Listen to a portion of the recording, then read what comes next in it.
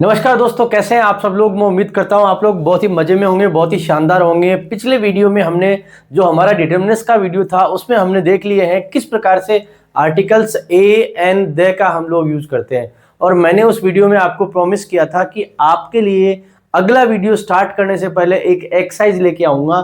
अब अगला जो पार्ट स्टार्ट कर रहे हैं उससे पहले मैं आपके लिए आर्टिकल्स के कुछ क्वेश्चंस लेके आया हूं। इससे आप लोग जान पाओगे आर्टिकल को हमने ढंग से सीख लिया है या नहीं सीख पाए हैं। तो चलो इस एक्सरसाइज को देखते हैं और देखते हैं कि हम लोग इन क्वेश्चंस को कर पाते हैं या नहीं कर पाते हैं। हमारा पहला क्वेश्चन है, ही वॉज डेस यूरोपियन। देखिए यहाँ पे जो साउंड आ रही है वो ये की आ रही है। जब भी ये की साउंड आएगी तो हमारा क्या आएगा, यहाँ पे ए आ जाएगा दोस्तों। ठीक है, यहाँ पे इसको नहीं देखना है, ई को। मैंने आपको बताया था वोवल्स और कॉन्सोनेंट्स में हमारे को हमारी साउंड देखनी है, हमारे को जो लेटर्स दिए हैं उनको नहीं देखना है। सेकंड है, एवरीबडी शुड बी डैश यूलोजिस्ट। अब देखो यूलोजिस्ट में जैसा कि आपको बताया ये की साउंड है, जब ये की साउंड है तो यहाँ पे भी क्या आ जाएगा, हमारा ए आ जाएगा। It was one sided, one way की साउंड आ रही तो यहाँ पे भी क्या आ जाएगा, ए आ जाएगा। ही रिटर्न आफ्टर ईयर, जैसा कि आपको बताया गया था ईयर नहीं है, ये हमारा क्या है, ईयर है।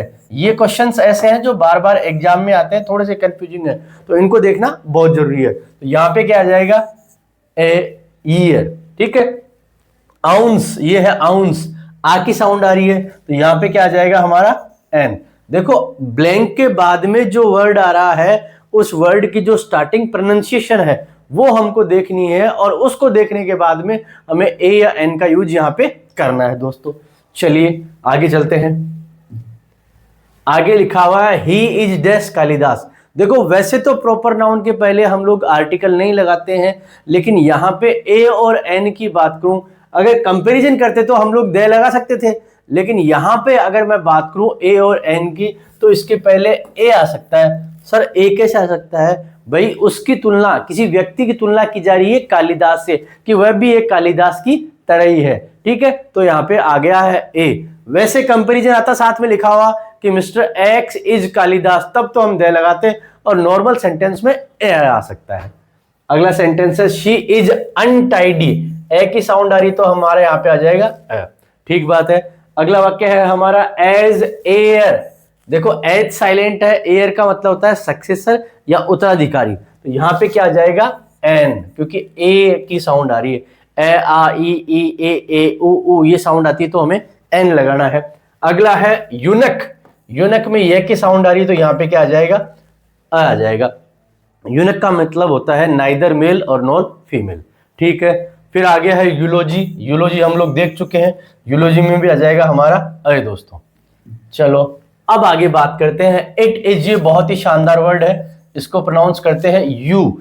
यू है, इसके लिए क्या आ जाएगा, ए आ जाएगा। अकल्टिस्ट, अकल्टिस्ट के लिए क्या आ जाएगा, ए की साउंड आ रही तो एन आ जाएगा। School will shortly close for the Puja holidays. यहाँ पे स्कूल जाने आने की बात नहीं की जा रही है तो इसलिए यहाँ पे क्या आ जाएगा, द स्कूल। पढ़ाई की बात नहीं हो रही है, कुछ और बात हो रही है तो आ जाएगा the civil war era was epoch. ई की साउंड आ रही है, यहां पे साउंड आ रही है ई की तो एन आ जाएगा। और उसी के साथ में अगला सेंटेंस है लास्ट, गंगा। गंगा से पहले क्या आएगा, रिवर है, उससे पहले क्या आता है, the Ganga is a sacred river. तो यहां पे हमने लगभग 15 क्वेश्चंस देख लिए हैं। मैं उम्मीद कर रहा हूं कि आपने ए एन और द की जो नॉलेज ली है उससे आप इसको आराम से कनेक्ट कर पाए होंगे। अब अगले पार्ट पे चलते हैं और अगले पार्ट पे जब चलेंगे तो अगले पार्ट में हम जो डिटर्मिनेंट्स के जो दो पार्ट है उनको पढ़ने वाले हैं। चलो सर करते हैं उसको शुरू। चलो भाई शुरू करने के लिए तैयार हो, तैयार हो तो हो जाते हैं हम लोग भी तैयार। हमारा जो टॉपिक चल रहा है वो है हमारा डिटर्मिनेंट्स। ठीक है, डिटर्मिनेंट्स का टॉपिक चल रहा है और उसका जो पहला पार्ट है आर्टिकल्स ए एंड द, वो हम लोग कर चुके हैं। अब इसके सेकंड पार्ट की बात करते हैं। सर सेकंड पार्ट बताओ कौन सा है, सेकंड पार्ट अभी देखते हैं कौन सा है। पार्ट नंबर इसका जो 2 है वो है हमारा डेमोन्स्ट्रेटिव।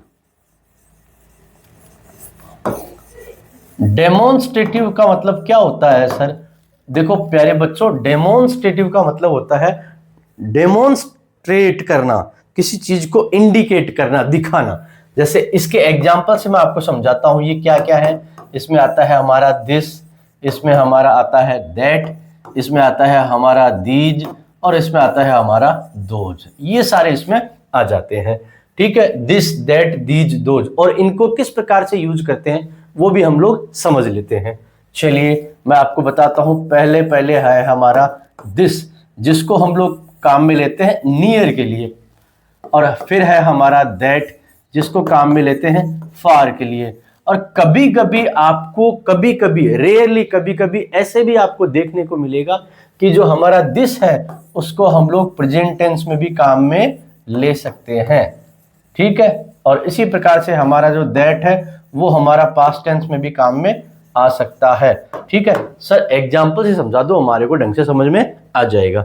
चलो भाई एग्जाम्पल से समझ लेते हैं। आपके पास में कोई बुक पड़ी है, आप कह रहे हो ये बुक मेरी है। आपने बोला दिस बुक इज माइन, ये किताब मेरी है। तो दिस ये आ गया है, यहां पे नाउन आ गया है, तो यहां पे आ गया है दिस बुक, ये क्या है, डेमोन्स्ट्रेटिव। ठीक है, उसी प्रकार से मैंने बोला दैट बुक्स आर योर्स, वो बुक्स है वो किसकी है, तुम्हारी है।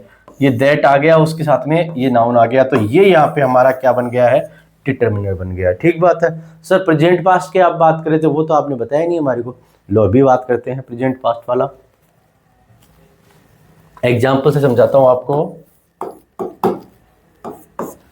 I like the dish which you have shared with me।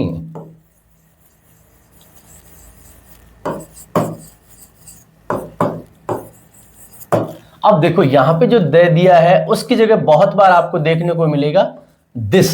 ठीक है, दे की जगह आपको बहुत बार आपके एग्जाम में दे की जगह दिस मिल जाएगा। तो यहां पे इसका पार्ट देखते हैं, which you have shared. You have shared हमारा क्या है, प्रेजेंट। तो प्रेजेंट है तो यहां पे कई बार दे की जगह क्या मिलेगा, हमको दिस देखने को मिलेगा। ये प्रेजेंट है तो हमने दिस लगा दिया है। इसी प्रकार से सर इसका पास्ट भी बता दो।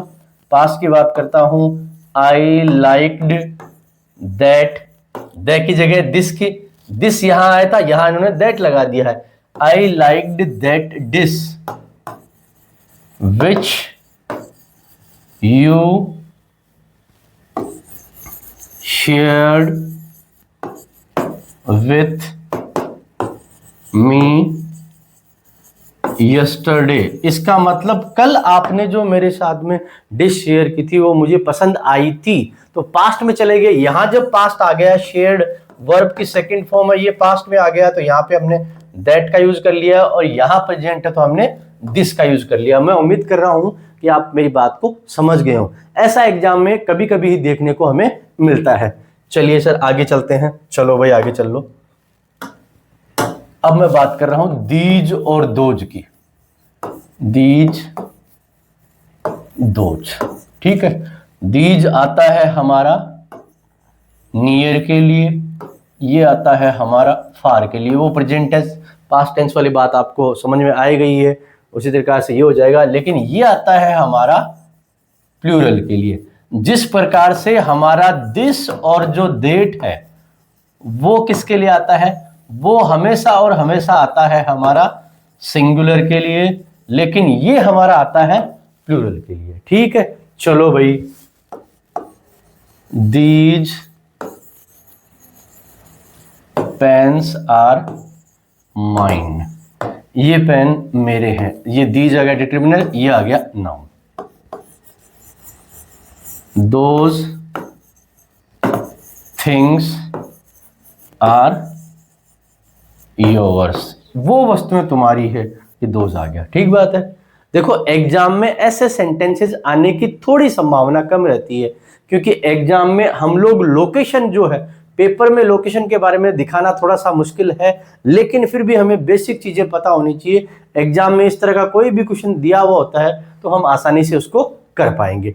चलिए, मैं उम्मीद करता हूं दिस दैट दीज दोज ये चीजें आपको समझ में आ गई होगी। चलिए अगले वाले पार्ट पे चलते हैं। अगला जो हमारा पार्ट है उसकी बात करो सर, चलो कर लेते हैं भाई। अगला जो हमारा पार्ट है वो है हमारा पजेसिव्स। सर ये पजेसिव्स कौन से हैं? पजेसिव्स वो होते हैं जो हमें क्या दिखाते हैं? ओनरशिप। ओनरशिप का मतलब किसी चीज का मालिक होना। जैसे सर एग्जांपल दो, माई, ओवर, योर, हिज, हर, और इस तरह के और भी कुछ वर्ड्स होते हैं।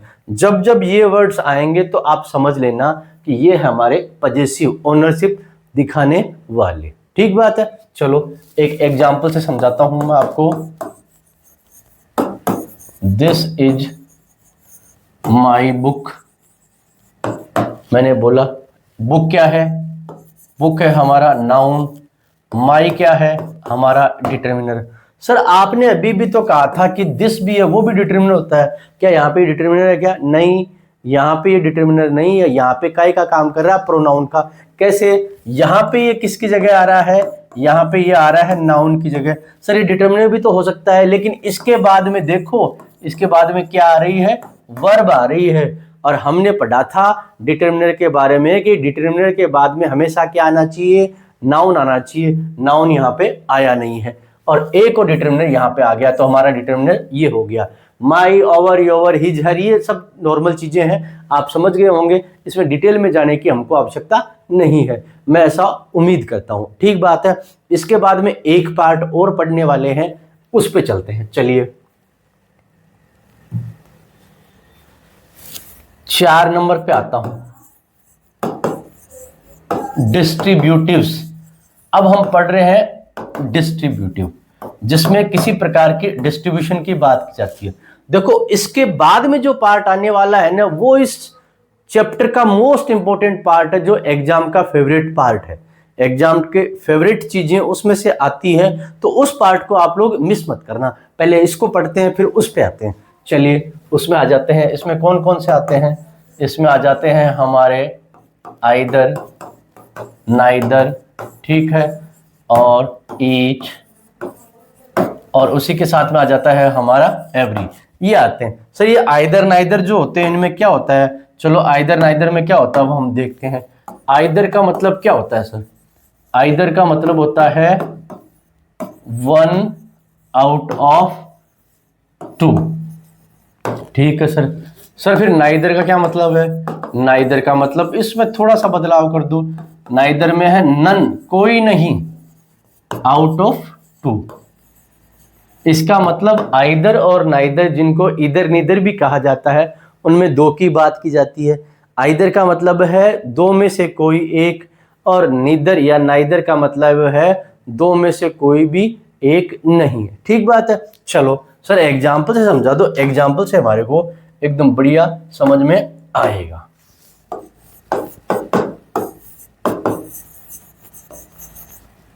Either boy was absent in the class, कि दो में से कोई एक बॉय। इधर आ गया है, उसके बाद में हमारा नाउन आ गया है। समझ गए होंगे आप लोग। उसी प्रकार से मैंने कहा neither boy was present in the class.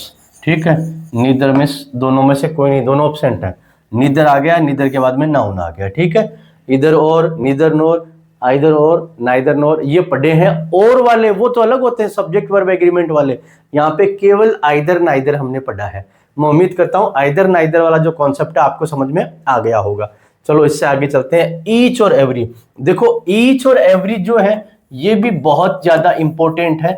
इनके बारे में भी एग्जाम में अच्छे खासे सवाल आते हैं, तो इनको भी बहुत ज्यादा ढंग से समझने की आपको आवश्यकता है। सर बताओ ईच और एवरी में क्या अंतर है? ईच और एवरी में क्या होता है? चलो देखते हैं। ईच का मतलब है 1 आउट ऑफ 2 और मोर। एक की बात हो रही है, दो में से या दो से ज्यादा से।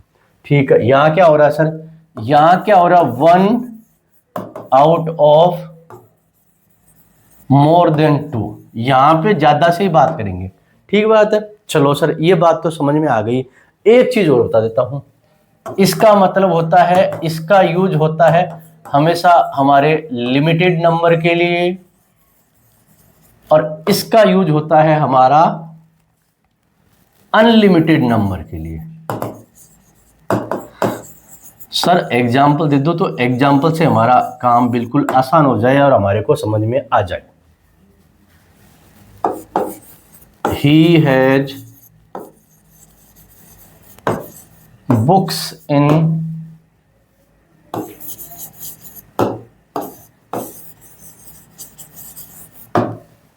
उसके दोनों हाथ में बुक है। ईच आएगा या एवरी आएगा? हाथ दो ही हो सकते हैं, दो से ज्यादा नहीं हो सकते, तो अपन ने क्या लगा दिया है? ईच।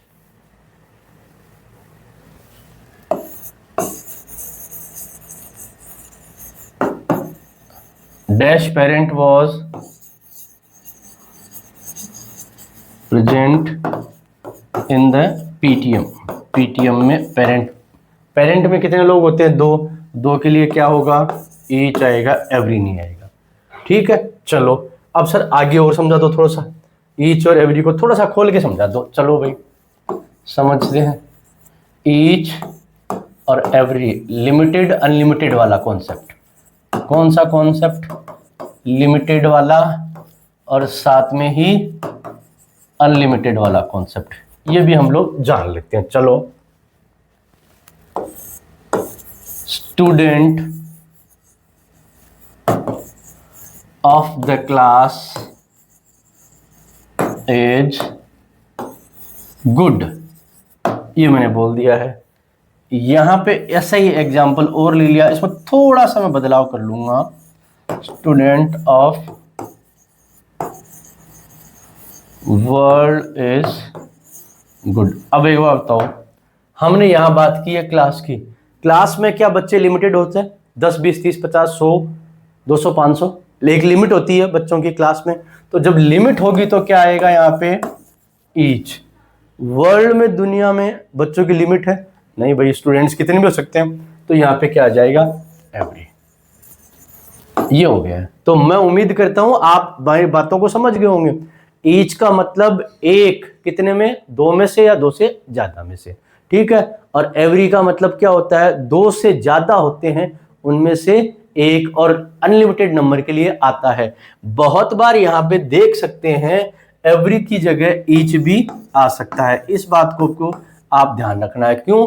दो से ज्यादा हो तो उसके लिए हम एवरी भी लगा सकते हैं, ईच भी लगा सकते हैं। इस बात का ध्यान रखना है। तो हमने आज बेसिक नॉर्मल कॉन्सेप्ट सीखे हैं। आज वाला जो वीडियो है उसमें टिपिकल वाली बात कोई नहीं थी, लेकिन इसका जो अगला पार्ट होने वाला है उसमें पढ़ने वाले हैं क्वांटिफायर्स।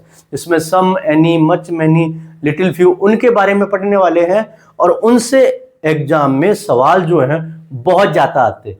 इस पार्ट से भी आते हैं, लेकिन यहां संभावना कम है, वहां बहुत ज्यादा है। तो ये वीडियो पूरा देखिए, अगले वीडियो का इंतजार कीजिए। अगले वीडियो में बहुत इंपॉर्टेंट टिप्स और ट्रिक्स के साथ में आपको क्वांटिफायर समझाने वाला हूं। Thank you so much.